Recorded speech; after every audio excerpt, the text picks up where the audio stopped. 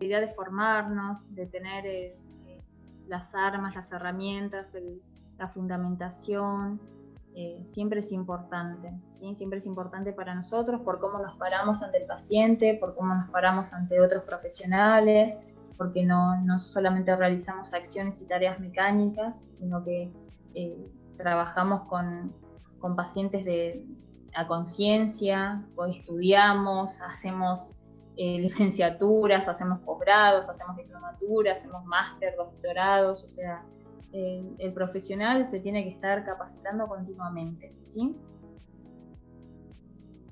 Yo soy Cintia Zurita, soy licenciada en enfermería. Actualmente me desempeño en mi unidad de trabajo en el Sanatorio Itois, que está en la zona sur del conurbano bonaerense. Pertenece al grupo de Unión Personal. Allí me desempeño como líder en la comisión de úlceras por presión. En primer lugar, también quiero agradecer a la Fundación por esta invitación al webinar y bueno, a Giovanni, que es el representante de Coloplast, que nos está acompañando para despejarnos dudas. Como bien dice el título, hoy vamos a abordar el cuidado de las heridas, identificando e implementando dispositivos médicos. Les adelanto que nos vamos a introducir a un mundo altamente complejo, ¿sí? Que las heridas son un problema que representan altos costos, alta demanda en las instituciones o en los lugares donde trabajamos. Son un problema, una problemática también para el paciente, que es quien las padece, también para la familia, ya que es quien tiene que abordar el tema junto con el paciente, y para el profesional que se está enfrentando a ellas, ¿sí?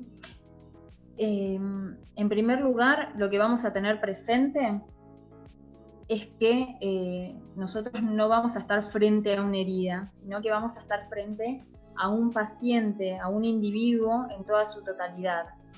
Esta persona tiene como consecuencia una lesión, una herida, pero es a consecuencia de algo que le está pasando, algo que está sucediendo, por alguna patología previa que él pueda llegar a tener y desencadena en una lesión, ¿sí? Vamos a definir qué son las heridas. Es toda pérdida de continuidad de la piel, lo que se denomina la solución de continuidad, que es provocada o secundaria a una agresión. Esta herida, esta pérdida de continuidad de la piel, va a activar mecanismos complejos destinados a la cicatrización, es decir, que el organismo va a estar continuamente tratando de recuperar la función que se perdió. Las heridas pueden ser según su profundidad, ¿sí? Pueden ser superficiales, que solo van a afectar la epidermis. No sé si están viendo la pantalla completa, ahora que no me doy cuenta. Ahora sí.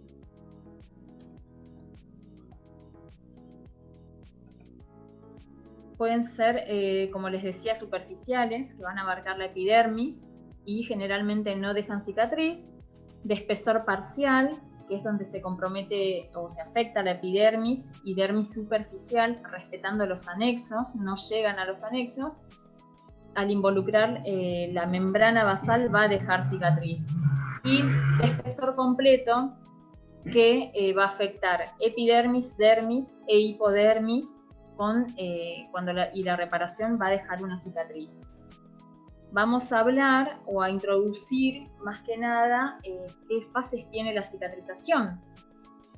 Como les decía, es un mecanismo complejo, ordenado, continuo, a veces se da en simultáneo, pero les voy a hablar sobre las etapas o las fases que tiene este proceso, ¿sí?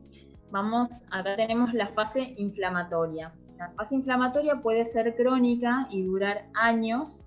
En esta fase inflamatoria, o este ejemplo que puse acá, esta es una úlcera por presión, donde vemos bordes con denudamiento, bordes frágiles, donde vemos un tejido no viable, que en realidad acá no sabemos qué profundidad puede tener la herida o la lesión, ya que tenemos un tejido que no nos deja ver más allá de lo que tenemos enfrente. Entonces, en esta etapa de la herida se denominan úlceras inclasificables, ¿sí? O de grado 0, ya que después del debridamiento se suele llegar a ver cuál es la profundidad del mismo. Con la fase inflamatoria vamos a tener, van a actuar, se va a activar el proceso hemostático, van a actuar plaquetas, factores de crecimiento, factores de debridamiento, va a haber una defensa antibacteriana, que es lo que el organismo suele desarrollar, van a actuar los neutrófilos, las enzimas, los monocitos, los macrófagos, para luego pasar a una fase proliferativa, ¿sí? En esta fase proliferativa, como ven, hay un abundante tejido de granulación. Acá en este proceso o en esta etapa actúan fibroblastos, hay una angiogénesis, actúan los factores de crecimiento, hay una migración de células para la reconstrucción y actúan los queratinocitos. Luego de esta fase vamos a pasar a la fase de remodelación. Esta ya es la última fase del proceso de cicatrización. Van a ver que la remodelación o el tejido, el nuevo tejido que se genera, va a tener otra coloración, es un tejido rosáceo, va a haber un aumento de la resistencia tisular a la tracción, van a actuar acá fibroblastos, va a haber un engrosamiento reordenado de las fibras de colágeno. Es por eso que la herida cicatrizada va a tener estos aspectos, ¿sí? Como les decía, es un proceso continuo, complejo, ordenado, que no es algo sencillo. O sea, nosotros cuando nos abocamos a las heridas tenemos que comprender bien en qué consiste esta etapa de este proceso de cicatrización y las etapas que incluyen a cada uno. Nos podemos preguntar también, generalmente, ¿cuánto tiempo tarda una herida en cicatrizar? Después de provocada o de producida la lesión, la hemostasia se va a activar al tercer día. Y ahí va a pasar a una fase inflamatoria, que la fase inflamatoria va a estar del día 7 a 14. Después va a pasar siempre hablando de una herida que vaya con una buena evolución. Después la herida va a pasar a la fase proliferativa, que ahí va a estar de 14 a 21 días, y la remodelación, que es la fase final, va a tener 21 días en adelante. Este proceso también puede durar meses o hasta un año, que la herida siga cicatrizando. Acá vamos a clasificar el tipo de heridas, ya sean crónicas o las úlceras. Vamos viendo heridas, tenemos las heridas químicas, que son las provocadas por los ácidos o los álcalis. Los álcalis son una solución mucho más ácida que el ácido común. La necrosis provoca necrosis por licuefacción. Esto es cuando una solución pasa del estado gaseoso al líquido, es allí cuando se produce la necrosis, y es por esto que provocan unas heridas terriblemente graves, más graves que las de los ácidos. Tenemos heridas físicas, que son las provocadas por el frío, el calor, la electricidad, la radiación, o las heridas infecciosas, como pueden ser los abscesos. Luego pasamos a la clasificación de las úlceras. Las úlceras pueden ser las neuropáticas, que son las sistémicas, las vasculitis, las úlceras por colagenopatía, que son aquellas producidas por las enfermedades autoinmunes, o las úlceras vasculares. Acá en las vasculares vamos a dividir en lo que son las venosas, las arteriales, las mixtas o las linfáticas. Y las mecánicas, que son las úlceras por presión o las traumáticas, y las úlceras neoplásicas, que se dividen en úlceras endofíticas y exofíticas. No me pasa.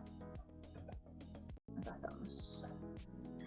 Bueno, nosotros como enfermeros o como profesionales que nos vamos a parar ante un paciente, cuando el paciente se nos presenta con una herida crónica, ¿qué es lo que vamos a evaluar?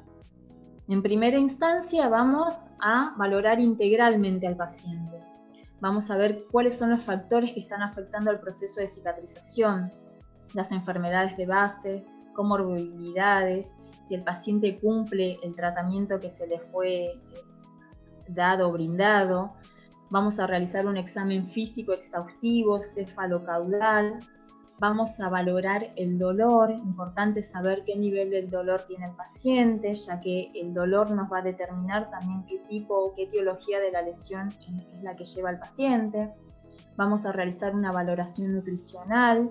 Vamos a valorar el entorno del paciente de una forma holística. Vamos a ver si el paciente vive solo, si está acompañado, si tiene trabajo, si no trabaja, si lleva a cabo tratamientos, hace cuánto tiempo que lleva a cabo los tratamientos con esta herida crónica.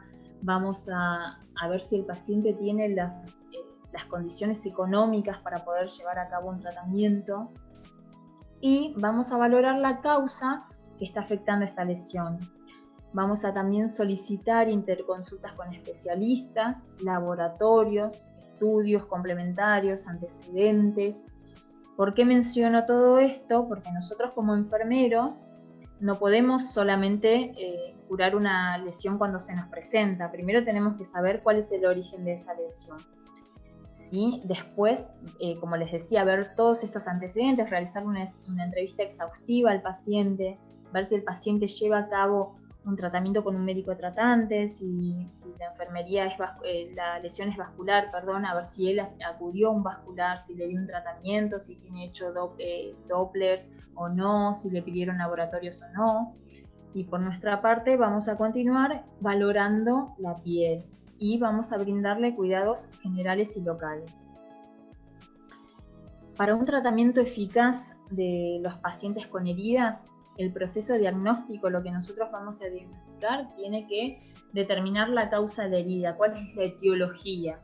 Cuando tenemos la etiología de esa herida, consecuentemente la vamos a tratar o eliminar, no nosotros solos, ¿sí? Trabajando interdisciplinariamente con todo el equipo de salud.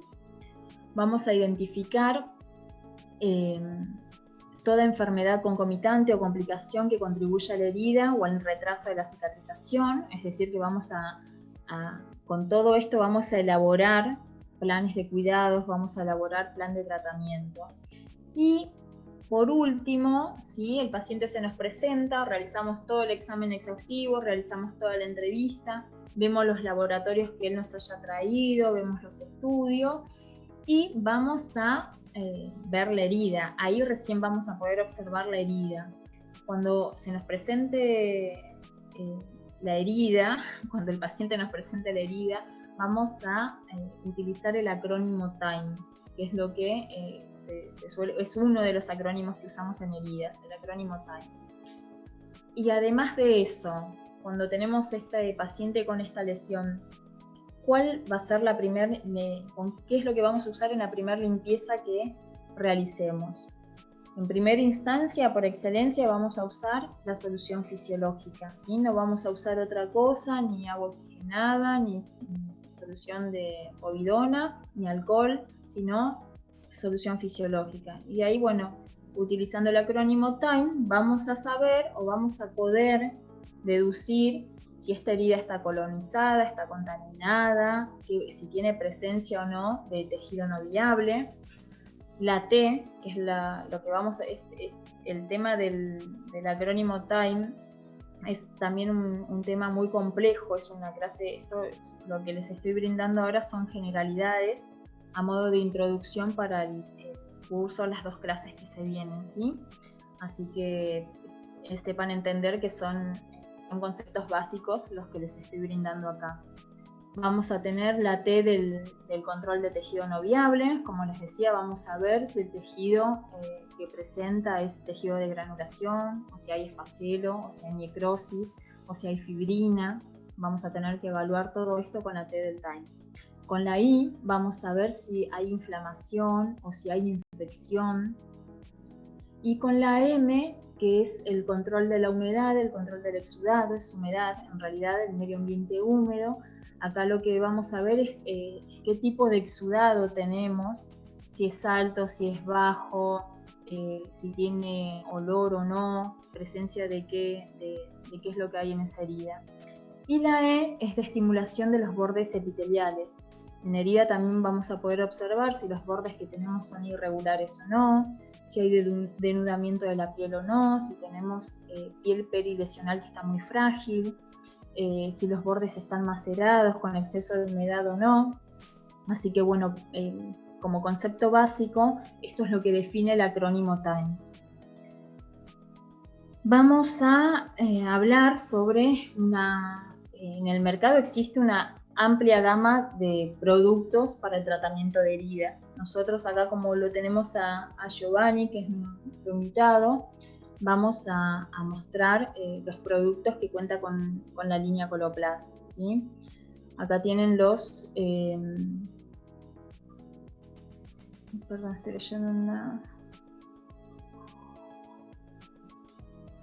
Tenemos los apósitos que son Viataín, podemos tener los adhesivos o no adhesivos, son las conocidas espumas o FOAM. Estos son, al menos en mi experiencia, los uso mucho en todo proceso, ya sea preventivo o para el tratamiento de heridas como apósito secundario, ¿sí? Otro producto que tenemos para tratar heridas es el Viataín alginato, que vienen las mechas o el apósito de alginato. Estos alginatos también vienen con plata, como vamos a ver más adelante. Y el Confil Plus transparente, que es el que es el extra fino, que también este apósito lo que nos permite es evaluar la herida. Este apósito, que es el extra fino, lo vamos a colocar en heridas poco exudativas o de bajo exudado. Y tenemos el Confil Plus, que nos permite tener ponerlos en heridas también con exudado moderado, ¿sí? Seguimos por acá. Acá tenemos las características del Viataín o el Viataín Silicon, que es una espuma de poliuterano, como les decía. Algunos vienen con adhesivos de hidrocoloide y el que viene, el Viataín Silicon, viene con adhesivos de silicona, ¿sí? Está indicado para heridas no infectadas, con exudado leve a alto. Eso es lo bueno, que podemos ponerlos en heridas que tengan abundante exudado, tienen amplia absorción. Pueden utilizarse para prevención de heridas en zonas de apoyo, como les decía, que yo los uso mucho para prevención, de modo preventivo, y también para otros estadios de las heridas.